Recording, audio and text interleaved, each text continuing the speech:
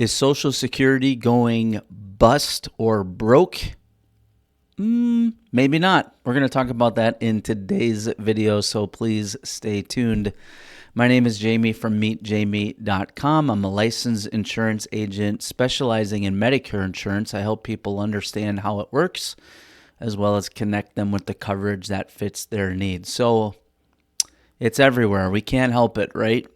Everybody is talking about Medicare and Social Security being cut, going broke, or busting altogether. But what's the reality? Even some of the content creators that I really enjoy watching are talking about this. But I want to tell you right off the bat today that, in my opinion, these types of headlines are sensationalized for clicks and views. And I'm going to give you a little bit of background about why I believe that, and then I'm going to share my screen and show you an article I was looking at today. So when I was getting my insurance license, it was back before 2020, so all the classes were in person. And one of the primary teachers that I had for getting my insurance license spent his entire career helping people navigate Social Security. Now, as I mentioned on this channel, I talk about Medicare primarily because I am an agent helping people with Medicare coverage. But this particular teacher specialized in Social Security, and I got licensed back in 2018, so almost 7 years ago. Well, what I found by sitting under him in class was that these types of headlines have been around since the beginning of Social Security. These sensationalized headlines about Social Security going bust or going broke, same thing with Medicare. And what he really did was he helped bring clarity. And he said, really, the issue is around Medicare Part A, which is your hospital insurance. There is a trust fund that is projected to not be able to fund at 100% in around 2033 to 2035. But this is actually not the first time it's happened. And right before this typically happens, Congress steps in and makes changes. And the reason for that is there are so many people, 60 plus million of people right now in America who rely on these programs, Medicare and Social Security. And guess what? They make up a huge block of voters. And so in his opinion, he said, if you see anything, it would be an adjustment to the benefit. But typically what ends up happening is that Congress steps in and makes a change. Okay, so that's just enough about my own personal experience.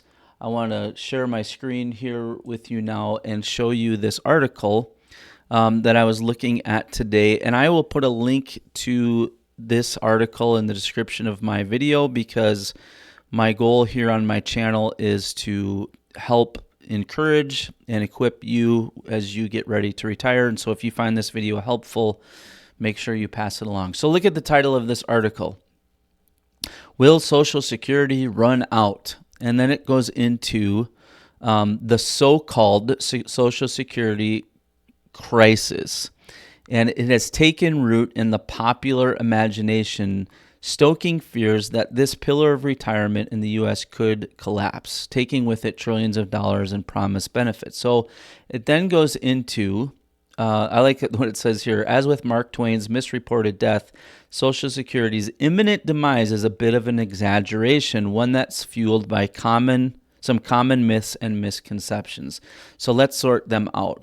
The thing you have to remember that is this: we live in a world that is based upon clicks and views now. And maybe some of you are old enough to remember this, but if it bleeds, it leads. And so good news doesn't ever make the headlines. It's always the bad news. So something to keep in mind as we're looking at this. So number one, it says myth number one, I should say, is Social Security is going broke. So then it gives you right away, it says the reality. Social Security is facing an ongoing shortfall and needs shoring up, but it is not going bankrupt, right there in the text, and you can see there that it says Social Security is complicated for many reasons, not the least of which is the way it's funded. Most of Social Security's income comes from a dedicated 12.4% payroll tax that's evenly split by employers and employees, with the workers' part deducted from each paycheck. Then it talks about being self-funded and different things. So then it says this: surplus versus shortfall. Since the 1980s, the money coming in had been more than enough to cover Social Security's expenses. That changed in 2021 when a long-predicted event occurred. The tide turned and Social Security expenses exceeded income by about $41 billion.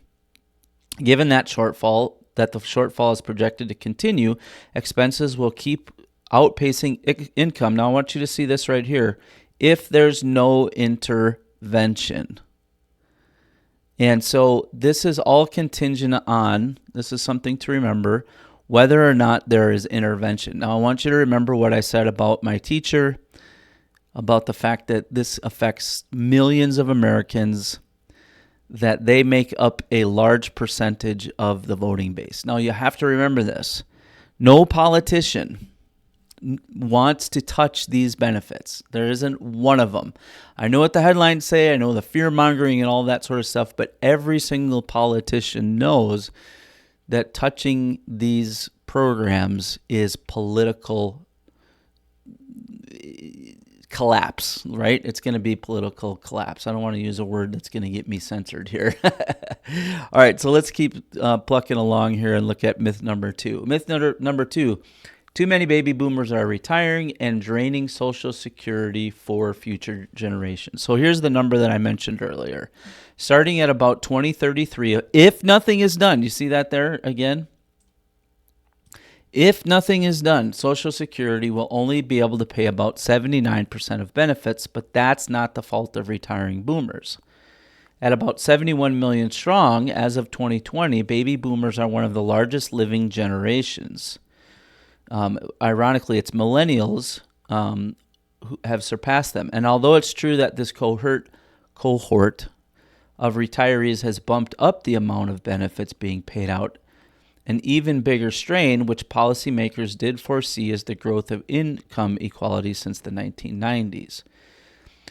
This has been the primary unanticipated cause of today's shortfalls. So then it goes into the impact of the income gap and basically says that this is the real effect. And then it goes into myth number 3. I hope you see a theme in this article if you go on to read it yourself or just watch the video. And that is all of this news and headlines and all of that sort of stuff is under the guise of if there is no intervention, if nothing is done. So just keep that in mind whether you're reading this or watch it. All right, myth number 3. With no obvious solution, Social Security could be eliminated or privatized. Reality, not likely. See that right there? Policymakers have been debating a range of interventions, and many people are confident that Congress will act in time. Social Security isn't popular with everyone, but the program enjoys strong bipartisan support from enough voters and lawmakers that it's unlikely to fail soon, if ever. And although it may seem that nothing much is happening to avert the Social Security crisis, now here's where it gets important, because I know what you're thinking. Well, what's going to happen? How are they going to solve this? Policymakers are developing and debating a range of potential solutions. Now we get to the crux of the question on this video, probably for you. So what is Congress going to do about it, right? And so that's what we're going to look at here. So there's a few things. One, there's talk of raising the full retirement age. Currently it's 67 for those born in 1960 or later to 68 or 69. Boosting the age would lessen the demand on the system, but it might strain some workers, such as manual laborers, who could find it difficult to work longer. Second, increasing the Social Security payroll tax, which could bring in revenue to cover the shortfall. And then finally, eliminating the maximum taxable wage cap, allowing a wider swath of wages to be taxed which could shore up the program. Wages now are taxed up to only the first $168,000. And then it goes on to say, despite the rumors that Social Security could be on its last legs, the nearly 90-year-old program is not going anywhere, according to the trustees who oversee it. So the goal of this video and the goal of my channel is to talk about, hopefully, reality, not the sensationalized news stories. So I hope this video is an encouragement to you if you watch it. Again, if you want to read the article yourself, I'll leave a link to it in the description of this video. And if you found this video helpful, pass it along to someone else who's fretting about this very subject, and hopefully it's an encouragement to them. And if you enjoyed the video, hit the like button, subscribe to the channel. We'll see you in the next one.